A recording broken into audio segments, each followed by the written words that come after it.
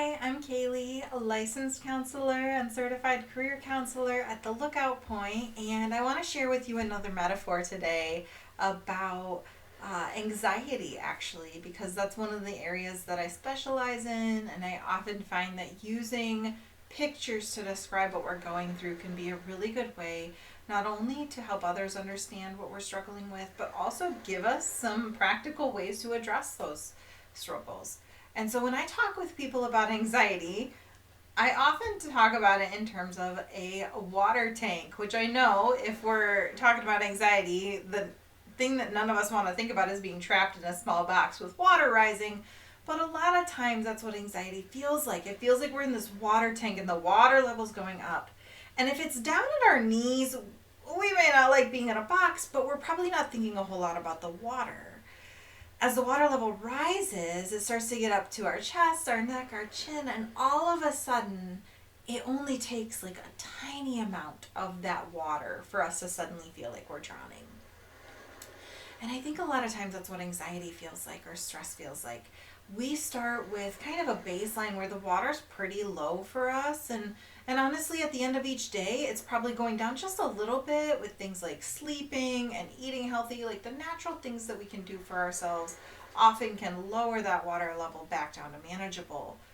But if some of those self-care things aren't happening, so maybe there's like holes in the tank but they're plugged, or maybe we have somebody dumping extra water buckets in our tank, all of a sudden that level is rising too fast for everything to kind of let it out, and we start to get that level getting up to our chin and things like that. And so what I tell people a lot of times is that we need to do a couple of things. One, we need to see if there's ways to kind of poke extra holes in the tank, increase that stress relief, that self-care and things like that, so that maybe that can lower the tank level a little bit. And the other end of it is how can we maybe cut off some of the sources of water that are being dumped in at that time.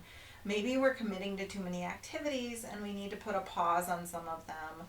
Or maybe there's a particularly stressful thing going on in our lives and we know we have to commit more time to that, but that means we have to put a pause on some of the other things that carry a lot of stress for us. I know that it's sometimes really hard to draw those limits, and I want you to think of them as almost temporary at times, because they could be something that in a normal, holes in your tank to let the water out day, it's fine, but because of the situation, it's actually making it harder. There are also buckets of water that are worth cutting off and keeping cut off, whether it's an unhealthy relationship or overcommitting to something that you don't really care about anyway. And in those situations, I would encourage you to really evaluate, why is this bucket being dumped in? Is there anything I can do to put a stop to that or put a limit to that? So I hope that this metaphor has been helpful for you. Like I said before, it's another one of my favorites to use with people because I feel like anxiety is hard to explain to people, especially with that like tipping point when it feels like it's just a really tiny thing. And so being able to understand that it's because our water level is up to here that we feel overwhelmed by a little thing, and not because that little thing is a big thing.